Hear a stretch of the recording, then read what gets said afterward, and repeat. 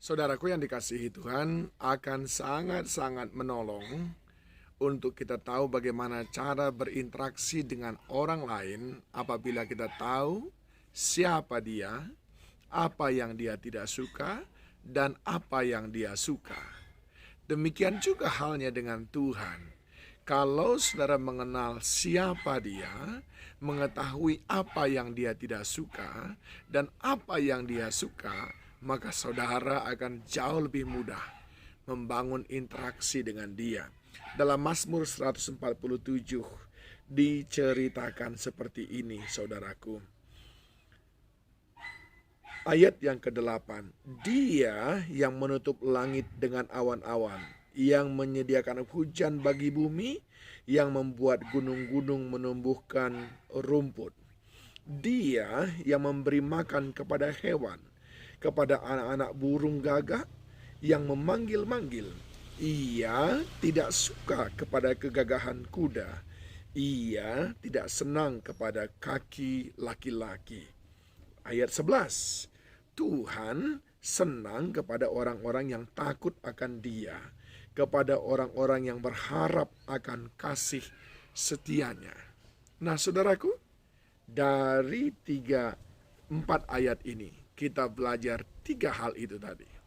Siapa dia, apa yang dia tidak suka, dan apa yang Tuhan suka. Siapa dia? Ayat yang ke-8. Dia Tuhan yang menutup langit dengan awan-awan. Ia menyediakan hujan bagi bumi, yang membuat gunung-gunung menumbuhkan rumput. Dia Tuhan, Sang Pencipta yang Maha Kuasa. Dari yang tidak ada menjadi ada. Dari yang ada, yang rusak diperbaikinya. Yang belum sempurna disempurnakannya. Omnipotent. Dia Allah yang Maha Kuasa.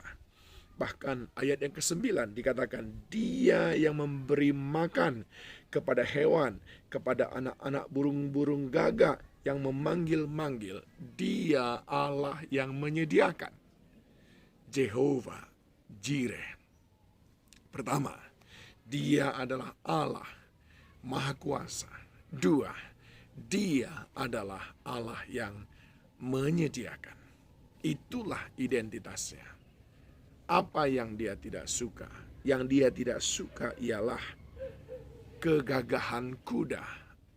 Yang Dia tidak suka, tidak senang adalah kaki laki-laki.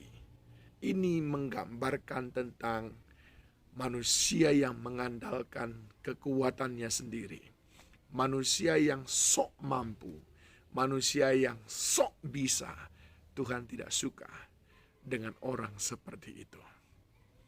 Apa yang Dia suka? Apa yang Dia senangi? Tuhan senang kepada 1, orang yang takut akan Dia.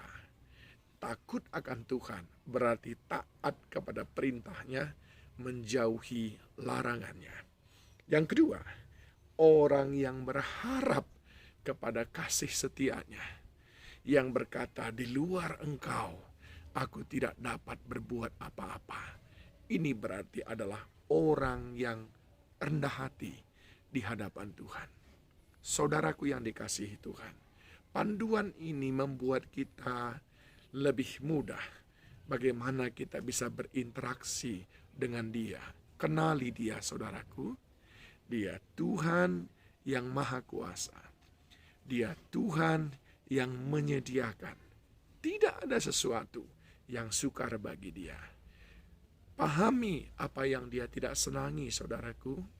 Dia tidak senang dengan orang yang mengandalkan kekuatan manusia, yang mengandalkan kekuatannya sendiri. Tuhan tidak senang dengan orang yang merasa bisa, merasa mampu. Sebab Dia yang menciptakan kita, Dia tahu batas kemampuan kita. Apa yang Dia suka? 2 hal.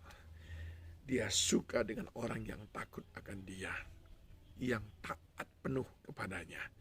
Dan yang kedua, dia suka dengan orang yang merendahkan diri di hadapannya, yang berharap akan kasih setianya, akan pertolongannya.